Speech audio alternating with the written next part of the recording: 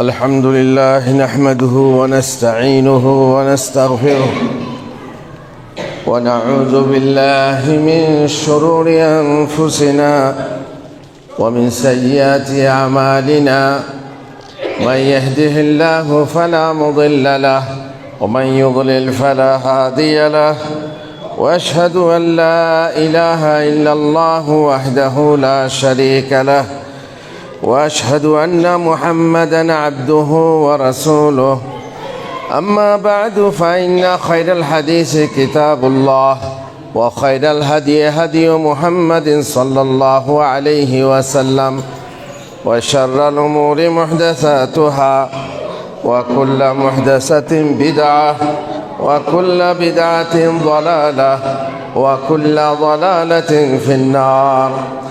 قال الله تعالى في كلامه المجيد: أعوذ بالله من الشيطان الرجيم. بسم الله الرحمن الرحيم. إنا أنزلناه في ليلة القدر وما أدراك ما ليلة القدر ليلة القدر خير من ألف شهر.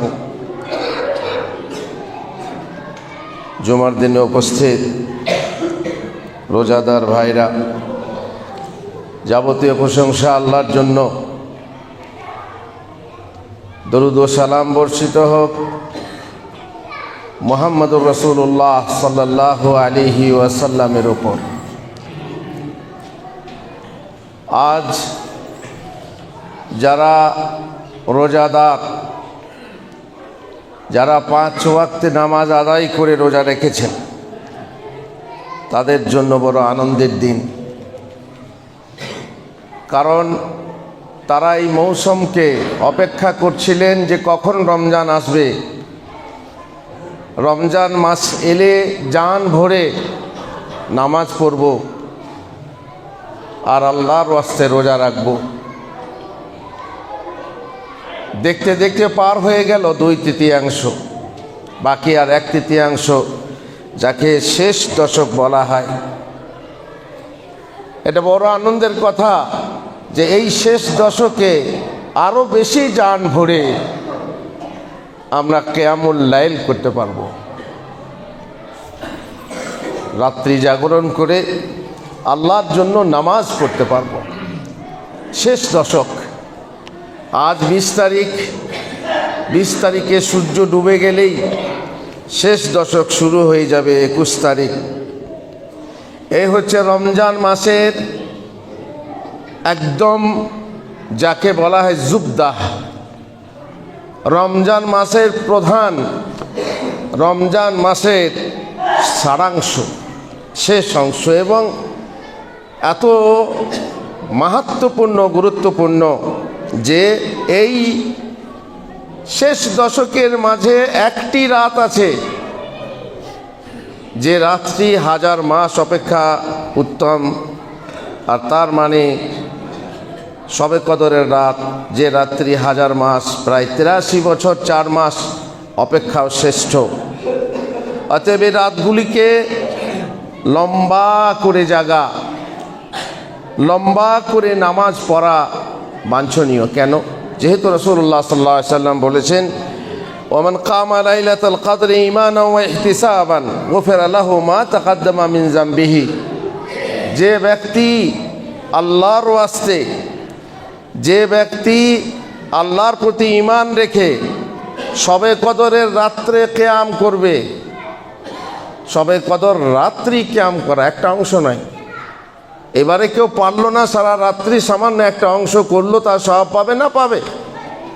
কিন্তু উদ্দেশ্য হলো সারা রাত সেহরি খাওয়ার আগে পর্যন্ত কিয়াম যদি কেউ করে, দুটো শর্তে, একটা শর্ত হলো ঈমান থাকবে, আর দ্বিতীয় শর্ত হচ্ছে ইহতিসাব থাকবে। ইহতিসাব কাকে বলে?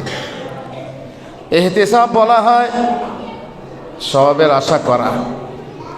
আপনি দিচ্ছেন, দেন, দান করছেন, কিন্তু সওয়াবের আশা করেননি, সওয়াব পাবেন না। আপনাকে বললাম, ভাই গাড়ি থেকে আমার মোবাইলটা এনে দেন, আপনি এনে দিলেন, সওয়াব পাবেন না। কিন্তু যদি নিয়ত করেন যে এইটা আনার জন্যে আমি আল্লাহর কাছে সওয়াব চাই, এটা হচ্ছে ইহতিসাব। তার মানে সওয়াবের আশা যদি করেন তাহলে আপনি সওয়াব পাবেন, নচেত পাবেন না। যে ব্যক্তির নাবালক শিশু মারা গেল, সেই তার বাপ মা যদি সবুর করে, ধৈর্য ধরে এবং সওয়াবের আশা রাখে, অবশ্য মূল শর্ত হচ্ছে যে তার তৌহিদবাদী হতে হবে, নামাজি হতে হবে এবং সওয়াবের আশা রাখে কাল কিয়ামতে এই ছেলে আমার জন্য সুপারিশ করবে, তাহলে ওই ছেলে মা বাপের জন্য সুপারিশ করে তাদেরকে জান্নাতে নিয়ে যাবে। আর যদি ছেলে মারা গেছে, কই এসবের কথা হয়নি, সবুর করেছি, হয়তো সবুর করতে বাধ্য হয়েছি, কিন্তু আল্লাহর কাছে সওয়াবের আশা রাখবো যে এই ছেলে আমার জন্য সুপারিশ করবে, সেটা করিনি তো। যদি করেননি তাহলে পাবেন না। এই জন্য শর্ত হচ্ছে ঈমানাও ওয়া ইহতিসাবান, যে রোজা রাখবে ঈমান নিয়ে আর সওয়াবের আশায়, তার পিছেকার সমস্ত গুনাহ মাফ হয়ে যাবে। আর যে শবে কদর কিয়াম করবে ঈমান এবং ইহতিসাবের সাথে, গুফিরা লাহু মা তাকাদ্দামা মিন যামবিহি, তার পিছেকার সমস্ত গুনাহকে আল্লাহ মাফ করে দেবে। আয়েশা রাদিয়াল্লাহু তাআলা আনহা বলছেন, কানা রাসূলুল্লাহ সাল্লাল্লাহু আলাইহি ওয়াসাল্লাম ইযা দাখালা আল-আশর, রাসূলুল্লাহ সাল্লাল্লাহু আলাইহি সাল্লাম এই শেষ দশক এসে গেলে তিনি তিনটে কাজ করতেন। আহিয়াল লাইল, রাত্রি জাগরণ করতেন। দেখুন এখানে আহিয়াল লাইল মানে এই একটু অংশ নাই, রাত্রি জাগরণ করতেন, সারা রাতকে জাগতেন। আর শুধু জাগতেন না, ওয়া আইকাযা আহলা, এবং নিজের পরিবারকে জাগাতেন। আয়েশা ওঠো, হাফসা জাগো, আর সবাই রাত জেগে আল্লাহর ইবাদত করো। ওয়া জাদ্দা ওয়া শাদ্দাল মিজার, আর তিনি এত মেহনত করতেন ইবাদতের জন্য, নামাজের জন্য, এবং নিজের কোমরে লুঙ্গি বেঁধে নিতেন, কোমরে কাপড় বেঁধে নিতেন। এর মানে হচ্ছে দুটো, কোমরে কাপড় বেঁধে লাগা বলে না, তার মানে শক্তিশালী, যে শক্তি প্রদর্শন করে জাগা, যা হয়েছে হয়েছে, দুটো দশক পার হয়ে গেছে, যা করেছি করেছি, কোরআন তেলাওয়াত হয়নি, তারাবির নামাজে ফাঁকি দিয়েছি, শেষ দশকটা আর নয়, কোমরে কাপড় বেঁধে নিজে শক্তি প্রদর্শন করে শক্ত হয়ে আজ এই 10টা রাত ছাড়বো না। আর দ্বিতীয় অর্থ হচ্ছে তিনি স্ত্রীদের থেকে আলাদা থাকতেন। রাত্রি জাগরণ করলে, ইবাদত করলে স্ত্রীদের কাছে যাওয়া যায় না, স্ত্রীদের বিছানায় যেতেন না, স্ত্রী মিলন করতেন না। এই হচ্ছে সুন্নাত, যে আপনি শেষ দশক এসে গেছে, রাসূলুল্লাহ সাল্লাল্লাহু আলাইহি সাল্লামের সুন্নত মোতাবেক শেষ দশকে মেহনত করবেন ইবাদতের জন্য, এবং আপনি স্ত্রীদের বিছানায় যাবেন না। মা আয়েশা রাদিয়াল্লাহু তাআলা আনহা আরও বলছেন, কানা রাসূলুল্লাহ সাল্লাল্লাহু আলাইহি ওয়াসাল্লাম ইজতাহিদু ফিল আশরিল আওয়াখিরি মা লা ইজতাহিদু ফি গায়রিহি মিন রমাদান। শেষ দশক এসে গেলে যে মেহনতটা করতেন, যে পরিশ্রমটা করতেন আল্লাহর ইবাদতের জন্য, অন্য দশকে করতেন না। 2 দশক পার হয়ে গেছে, শেষ দশকে তিনি এত মেহনত করতেন। সুতরাং কেবল বিজোর রাত্রি নয়, আমাদের অনেকেই ধারণা আছে যে শবে কদর বিজোর রাত্রিতে হয়, ভুল ধারণা। শবে কদর শেষ দশকের যে কোনো রাত্রিতে হয়, সেটা জোর হোক অথবা বিজোর হোক। তারপর যদি বলেন যে সবগুলো তো জাগতে পারবো না, তো মোটামুটি সংক্ষেপ, তাহলে বিজোর রাত্রিগুলো জাগুন। বিজোর রাত্রিগুলোর মধ্যে যে কোনো একটা হতে, এটা হচ্ছে বেশি আশাব্যঞ্জক, এটা গ্যারান্টি নয়। আর বিজোর রাত্রিগুলোর মধ্যে বেশি আশাব্যঞ্জক হচ্ছে 27 তারিখের রাত, কিন্তু এটা গ্যারান্টি না। এই 10টি দিনের যে কোনো রাতে, জোর হোক অথবা বিজোর, সৌদি আরবে জোর হলে আমাদের বিজোর, আর সৌদি আরবে বিজোর হলে আমাদের জোর হয়ে যেতে পারে। আর আপনি বিজোর রাত্রের অপেক্ষায় থাকেন, 27-এর রাত্রের অপেক্ষায় থাকেন, 27-এর রাতে সুরমা আতর মেখে মসজিদে আসেন, আর সেই দিনে মিষ্টি বিতরণ করেন, লাইটিং করেন, এ করেন সে করেন, না খুব মনে করছেন আমি সবে কদর পেয়ে গেলাম। আচ্ছা, বাচ্চাগুলোকে মাঝে না একটু বলেন না, তাহলে আপনি সবে কদর ধরতে পারবেন না। সবে কদর ধরতে হলে 10টা রাতই আপনাকে জাগতে হবে। আর সব থেকে বেশি উত্তম হলো এতেকাফ করতে হবে। এতেকাফ করতে হবে। যদি এতেকাফ করতে পারেন তাহলে সবে কদর আর পালাতে পারবে না। আল্লাহ আমাদেরকে তৌফিক দেন। বারাকাল্লাহু লি ওয়া লাকুম ফিল কোরআনিল আযীম ওয়া নাফা'আনি ওয়া ইয়্যাকুম বিল আয়াতি ওয়া যিকরিল হাকীম। ইন্নাহু তাআলা জাওয়াদুন কারীমুম মালিকুম বারুর রাউফুর রহিম।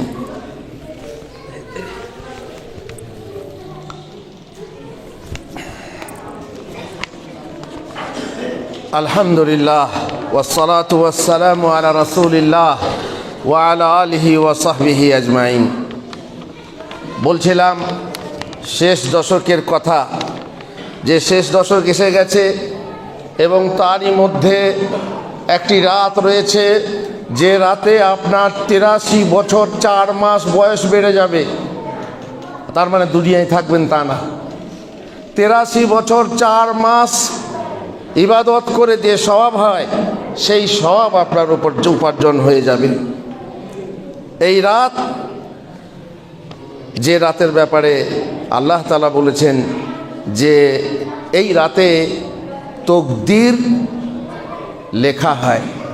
তকদির লেখা হয়, আপনারা নিশ্চয়ই জানেন যে ঘটন অঘটনের একটা রেজিস্টার আছে আল্লাহর কাছে, সেটা হচ্ছে লৌহে মাহফুজ। তকদির লেখা হয়ে গেছে, এবারে বিস্তারিত কিছু লেখা হয়। আর সেটা হয় যখন মানুষ মায়ের পেটে আসে। মায়ের পেটে বয়স যখন 4 মাস হয়, তখন তার তকদির লিখিত হয়, তার জীবনের তকদির লেখা হয়। তারপর প্রত্যেক বছর আবার বিস্তারিত, আরও বিস্তারিত করে লেখা হয় সবে কদরের রাতে।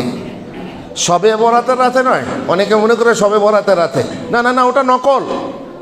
সবে বরাতের রাত হচ্ছে নকল, আসল হচ্ছে সবে কদর। আর সেই সবে কদরের রাত্রে তকদির নির্ধারণ করা হয়।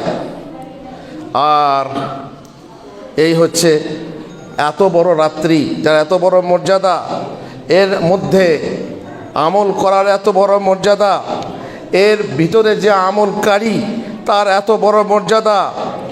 আর যা তার কথা হচ্ছে কি, এই রাত্রে আল্লাহ তাআলা কোরআন অবতীর্ণ করেছেন। ইন্না আনজালনাহু ফি লাইলাতিল কদর। সব থেকে শ্রেষ্ঠ বাণী, শ্রেষ্ঠ গ্রন্থ, সব থেকে শ্রেষ্ঠ বছর মাস, সব থেকে শ্রেষ্ঠ মাস রমজান মাস। সেই মাসের সব থেকে শ্রেষ্ঠ রাত্রি সবে কদরের রাত্রি।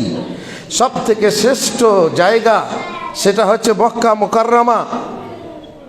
সেখানে সব থেকে শ্রেষ্ঠ ফেরেশতা জিবরিল আলাইহিস সালাতু ওয়াস সালাম, সব থেকে শ্রেষ্ঠ নবী মুহাম্মদুর রাসূলুল্লাহ সাল্লাল্লাহু আলাইহি ওয়াসাল্লামের উপরে কোরআন অবতীর্ণ হলো।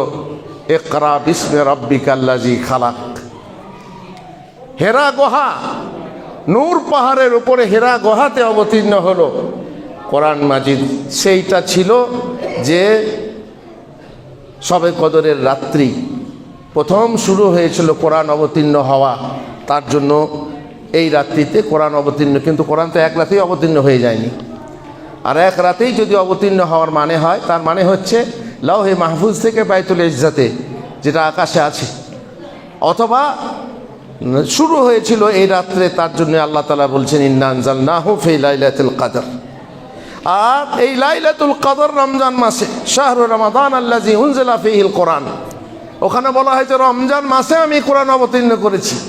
তাহলে ওখানে এক রাতে কোরআন অবতীর্ণ করেছি, এখানে বলছেন এক মাসে কোরআন অবতীর্ণ করেছি। আর তার মানেই হচ্ছে যে শুরু হওয়া, অথবা একবারে যদি হয় সেটা মানে হচ্ছে বাইতুল ইজ্জাতে নাজিল হওয়া। আর এখান থেকে এটাও বুঝতে পারি যে এই রাতটা শাবান মাসে নয়, রমজান মাসে।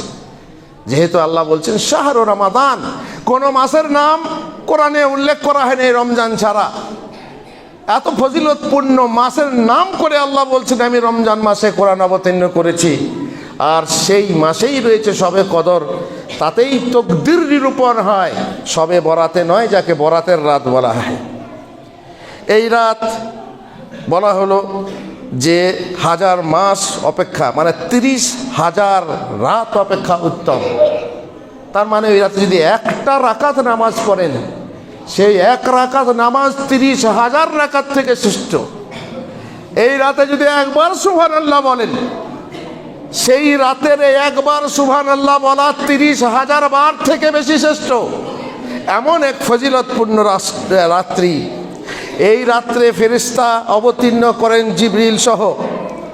এই রাত্রে শান্তির রাত, শয়তান থেকে শান্তি, আর ফেরেশতাদের সালামের রাত। এই জন্য বলা হয়েছে সালাম। ইন্নাহা লাইলাতুল মুবারাকা, এই রাত হচ্ছে পবিত্র বরকতময় রাত। আর যে রাত্রে আর তকদির নিরূপণ করা হয়, আল্লাহ তাআলা যেমন বলেছেন কদর, কদর মানেই হচ্ছে তকদির। আর এই রাত হচ্ছে গোনা খাতা মাফ করাবার রাত। আমরা অনেকেই রমজানের রোজা রাখছি, জানি না তাদের মধ্যে কে ফার্স্ট বয়, কে সেকেন্ড বয়, কেউ পাস করবে না ফেল করবে, সেটাও আমাদের জানা নেই। কিন্তু যদি আমরা বাকিটা চেষ্টা করি, অনেক ছাত্র আছে শুরুর দিকে পড়াশোনা করে না, শেষের দিকে পড়াশোনা করে ফার্স্ট হয়ে যায়। যদি আমরা চেষ্টা করে দেখি 10টা রাতই জাগতে হবে, বিজোড় রাত বলে কথা না, 10টা রাতই জাগার ব্যবস্থা করুন। খাওয়া দাওয়া পান ভোজন বাদ দেন, এই পেঁয়াজি মুড়ি খাওয়া বাদ দেন, দিয়ে আল্লাহর ইবাদত করার জন্য হয় নামাজ পড়তে যদি আপনি অক্ষম হয়, কোরআন তেলাওয়াত করুন, জিকির আজকার করুন, এতে আপনার ইবাদত হবে। আর খবরদার ফালতু সময় নষ্ট করবেন না।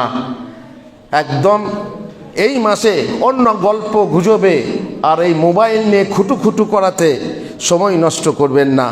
এই রাতে সময় নষ্ট না করে গোনা খাতা মাফ করিয়ে নেন। কারণ হতভাগা সেই আল্লাহর নবীর আমিন বলা হয়েছে, আর ফেরেশতার সর্বশ্রেষ্ঠ ফেরেশতার দোয়া, সেই দোয়াতে আমিন বলেছেন সর্বশ্রেষ্ঠ নবী মুহাম্মদুর রাসূলুল্লাহ সাল্লাল্লাহু আলাইহি সাল্লাম। যে ব্যক্তি রমজান মাস পেল, এই মেম্বরের ধাপে ধাপে উঠতে উঠতে আমিন বললেন। আর সাহাবারা জিজ্ঞেস করেন, রাসূলুল্লাহ কি ব্যাপার? তার মধ্যে একটা ছিল, যে ব্যক্তি রমজান মাস পেল অথচ নিজের গুনাহ খাতা মাফ করাতে পারল না, সে হতভাগা, দূর হোক। রাসূলুল্লাহ আমিন বললেন, সে বঞ্চিত, হতভাগা সে। যদি এই মাস পেয়ে সে নিজের গুনাহকে মাফ করাতে না পারে, বাপ মাকে পেয়ে যদি জান্নাতে না যেতে পারে, হতভাগা সে। আর আমার নামে দরুদ পড়ে যে দরুদ না, আমার নাম শুনে যে দরুদ না পড়ে, হতভাগা সে, বঞ্চিত সে। এই হচ্ছে শবে কদরের কদর, যে কদর আমরা করতে জানি না। দাঁত থাকতে দাঁতের কদর হয় না, দাঁত চলে গেলে জানি না আগামী রমজান আর পাবেন কি না। এখানে হয়তো মৃতদের খাতায় আপনার নাম লেখা হয়ে গেছে, আর সেই রমজান পাবেন কি না জানি না।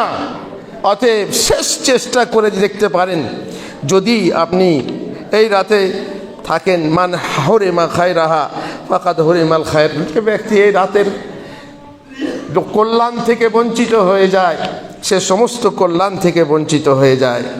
এই হচ্ছে সেই রাত, যে রাত আমাদের সামনে হয়তোবা আগামী রাতই হতে পারে, অথবা বাকি যে কোনো দিনে একটা রাত হতে পারে। কিন্তু নির্দিষ্ট করে কেন বলা হলো না যে ওই রাতটাই শবে কদরের রাত আর অন্য রাত নয়? সেটা আল্লাহর কাছে একটা রহস্য ভেদ, যাতে করে আমরা এক রাতের জায়গায় 10 রাত জাগি, যাতে করে আমরা এক রাতের বদলে 10টা রাত আমরা ইবাদত করি, ইবাদত বেশি করতে পারি। তার জন্য সেটাকে মানে গোপন রাখা হয়েছে। আর এই রাতের স্বভাব পাওয়ার জন্য এই শর্ত নয় যে আপনাকে জানতে হবে আজকের রাতটা শবে কদরের রাত ছিল, না, জানা জরুরি না। আপনি 10টা রাতই জাগুন, আপনি শবে কদর পেয়ে গেছেন, নিশ্চিত শবে কদর পেয়ে গেছেন। কিন্তু কোন রাতটা ছিল জানা জরুরি নয়, জানতে হবে, তবে সব পাবেন তা না। সুতরাং আপনি সব পেয়ে যাবেন। আর এই জন্যেই 10টা রাত আপনাকে কিয়াম করতে হবে। এবারে যদি বলেন যে কিছু চিহ্ন আলামত লক্ষণ দেখে বলা যায় কি না যে আজকের রাতটা শবে কদরের রাত হতে পারে, তাহলে শুনুন, ওলামারা বলেছেন যে এই রাতে আকাশের নূর দেখা যাবে বেশি বেশি, আর এই রাতে ইবাদত করে মনের ভিতরে একটা প্রশান্তি পাওয়া যাবে, মনের ভেতরে মিষ্টতা পাওয়া যাবে, চোখের পানি বয়ে যাবে। আল্লাহ তাআলার কোরআন পড়তে পড়তে আপনার মন আবেগে আপ্লুত হয়ে যাবে। আপনি এমন ইবাদত করবেন যেন মনে হচ্ছে আল্লাহ এই শেষ ইবাদত। নামাজ যখন পড়বেন, আল্লাহ রসুল বলছেন তুমি এমন নামাজ পড়ো যেন তুমি বিদায় হচ্ছ দুনিয়া থেকে, আর নামাজ পড়তে পারবে না। সেই রকম যদি তুমি ইবাদত করো, জান ভরে, মন ভরে, প্রাণ ভরে আল্লাহর কালাম তেলাওয়াত করো, নিশ্চয়ই আল্লাহর কাছে কবুল হবে। আর দেখবেন এই রাতে ইবাদত করে আবেগ মিষ্টতা পায়। আর এই রাতে খুব বেশি জোর হাওয়া চলে না। এই রাতে বলা হচ্ছে উল্কা পিণ্ড ছোড়া হয় না। এই রাতে বৃষ্টি হতে পারে, এই রাতে বৃষ্টি হতে পারে। আর সকালবেলায় যখন সূর্য উঠবে, সূর্যের আলো বেশ স্পষ্ট হবে না, অস্বচ্ছ আলো হবে। এই হলো শবে কদরের রাতের কিছু আলামত। অবশ্য কিছু আলামতের কথা লোক মুখে প্রচলিত আছে যে গাছে সেজদা করে, আমরা দেখতে পাই না, প্রমাণিত নয়। বলে কুকুর ভোকাবে না, কুকুর ভোগ মানে ভোগ ঘেউ ঘেউ করবে না, এটাও প্রমাণিত নয়। তারপর সমুদ্রের নোনা পানি মিষ্টি হয়ে যাবে, প্রমাণিত নয়। আপনি আকাশে প্রকাশ্যে নূর দেখতে পাবেন, এটাও প্রমাণিত নয়। ফেরেশতাদের সালাম শুনতে পাবেন, এটা প্রমাণিত নয়। ফেরেশতাদের সালাম শোনা এটা একেবারেই মানে কি বলবো আর কি, অবাস্তব কথা। আর যদিও শুনতে পায় যারা রাত জেগে নামাজ পড়বে তারাই, তোরা ঘুমিয়ে থাকলে তারাও কি শুনতে পাবে নাকি? শান্তি তারা পাবে না, সালাম তারা পাবে না, ফেরেশতাদের সালাম তার কাছে যাবে না, শুনতে পাক আর না পাক। যে রাত জেগে ইবাদত করছে তারই কাছে ফেরেশতার সালাম আসবে। এই হচ্ছে শবে কদর সম্পর্কে আমাদের কিছু কথা। আজকে জুমার খুতবা যেহেতু একদম মাথায় সময় এসেছে, আমাকে বলা হলো, আমি বললাম সময় অনুযায়ী, সময় অনুপাতে যা বলার তা দু কথা বলবো ইনশাআল্লাহ। সব শেষে আপনারা নিশ্চয়ই জানেন শবে কদরের কি দোয়া বলতে হয়, খাস দোয়া। যে দোয়াতে কি আছে মানে ক্ষমা চাওয়ার কথা আছে, ক্ষমা চাইতে হবে আল্লাহর কাছে। ক্ষমা চাইলে আপনি, ক্ষমা পেলে আপনি জাহান্নাম থেকে মুক্তি পাবেন। আল্লাহুম্মা আজিরনি মিনান নার হয়ে গেল। আর যে ক্ষমা পেলে আপনি জান্নাতে যেতে পারবেন। আল্লাহুম্মা আদখিলনিল জান্নাহ, আল্লাহুম্মা ইন্নী আসআলুকাল জান্নাহ। আপনার সব হয়ে যাবে, শুধু ক্ষমাটা পাওয়ার কথা। এই জন্যে ওই রাতে ক্ষমা চাইতে হবে। এই জন্যে মা আয়েশা রাদিয়াল্লাহু তাআলা আনহাকে শেখানো হয়েছিল যে কি দোয়া তুমি পড়বে, আল্লাহুম্মা ইন্নাকা আফুউন তুহিব্বুল আফওয়া ফাফু আন্নি। এ আল্লাহ তুমি ক্ষমাশীল, তুমি ক্ষমাশীলতাকে পছন্দ করো। যে ব্যক্তি, যে বান্দা ক্ষমা করে তাকেও পছন্দ করেন আল্লাহ তাআলা। অতএব তুমি আমাকে ক্ষমা করো, আল্লাহ তুমি ক্ষমা করো, বাস ক্ষমা চাও। আল্লাহুম্মা ইন্নাকা আফুউন কারীমুন, এই কারীমুন শব্দটা প্রমাণিত নয়। এই জন্য শুধু বলবেন আল্লাহুম্মা ইন্নাকা আফুউন তুহিব্বুল আফওয়া ফাফু আন্নি। এই দোয়া যখন বসে থাকবেন, জিকির আজকার করছেন, মাঝে মাঝে বলবেন। নামাজের মাঝে সামনে মাঝে মাঝে বলবেন। নামাজ যদি আপনাদের কিয়ামুল লাইল হয় কিনা জানি না, আমরা আমাদের গ্রামে চালু করেছি, যেমন মক্কা মদিনায় কিছু রাত্রে প্রথম দিকে তারাবি পড়ি, তারপরে আবার রাত্রে শেষ দিকে কিছু অংশ রাত্রি জাগরণ করে লম্বা করে নামাজটা পড়ার অভ্যেস করি। কারণ সবাই তো চাষি মানুষ আর ব্যবসায়ী মানুষ, মেহনতি মানুষ, তারা তো অতক্ষণ দাঁড়াতে পারবে না। তো চেষ্টা করি, যতটা পারি চেষ্টা করি লম্বা সিজদা, লম্বা রুকু করে সেই সিজদাতে বলুন আল্লাহুম্মা ইন্নাকা আফুউন তুহিব্বুল আফওয়া ফাফু আন্নি। আর আজকে এই বলেই আমি আমার খুতবা শেষ করছি। আল্লাহুম্মা ইন্নাকা আফুউন তুহিব্বুল আফওয়া ফাফু আন্না। আল্লাহুম্মা সাল্লি আলা মুহাম্মদ ওয়া আলা আলি মুহাম্মদ কামা সাল্লাইতা আলা ইব্রাহিম ওয়া আলা আলি ইব্রাহিম ইন্নাকা হামিদুম মাজিদ।